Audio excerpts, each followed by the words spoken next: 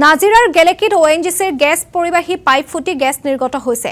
নপাম বাৰুৱতী পঞ্চায়তৰ অন্তৰ্গত বিষ্ণুপুৰ আদৰ্শ গাঁৱত সংঘটিত হৈছে সেই ঘটনা।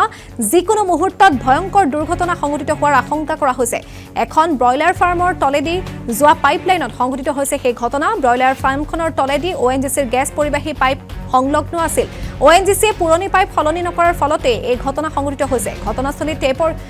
ঘটনাস্থলীত ONGCৰ কোনো বিষয়ববীয়াৰ উপস্থিত নোহোৱাৰ অভিযোগ উত্থাপন হৈছে। এই ঘটনাক লৈ স্থানীয় ৰাইজে শংকা প্ৰকাশ কৰিছে। বসন্ত দুৱৰাৰ পুৰণি ব্ৰইলাৰ ফাৰ্মখনত এই ঘটনা সংঘটিত হৈছে আৰু বিগত ৩ মাহ ধৰি ONGCৰ পাইপেৰে গেছ নিৰ্গত হৈ আছিল। পূৰ্বৰ ৩ মাহৰ তুলনাত আজি অত্যাধিকভাৱে গেছ নিৰ্গত হৈছে বুলি উল্লেখ কৰিছে।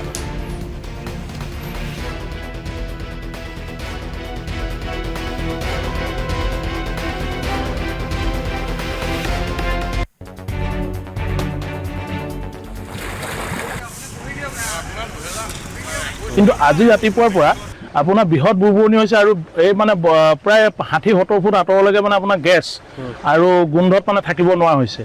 আৰু ওচৰতে এটা ছাইডো আছে, সেইকাৰণে আমি মানে ONGCক আপোনাৰ জনালোঁ আৰু তেওঁলোকৰ IM এজন মানে ইয়াৰে যিজন ইনচাৰ্জ আছে তেওঁ আহিলে, আহি কিনে কৈছে যে আমি ওপৰ লেভেললৈ ভিডিঅ' কৰি পঠিয়াইছোঁ আৰু আপোনাৰ JCB লৈ কিনে তেতিয়া আমি MDT টিম মাতি কিনে কাইলৈ আমি ৰাতিপুৱালৈ কিবা এটা কৰিম। তেতিয়া মই প্ৰশ্ন কৰিছোঁ তেখেতক যে আজি ৰাতি যদি কিবা এটা হৈ যায়, যদি আমাৰ বাগজানৰ নিচিনা যদি কিবা কাণ্ড হৈ যায়, কাৰণ ওচৰতে এটা আপোনাৰ ডিল চাইডৰ পইণ্ট আছে, সেই পইণ্টটো থকাৰ পিছত আমাৰ এটা ভয় হৈছে। আজি এতিয়া আমি প্ৰথম ভয় খাইছোঁ।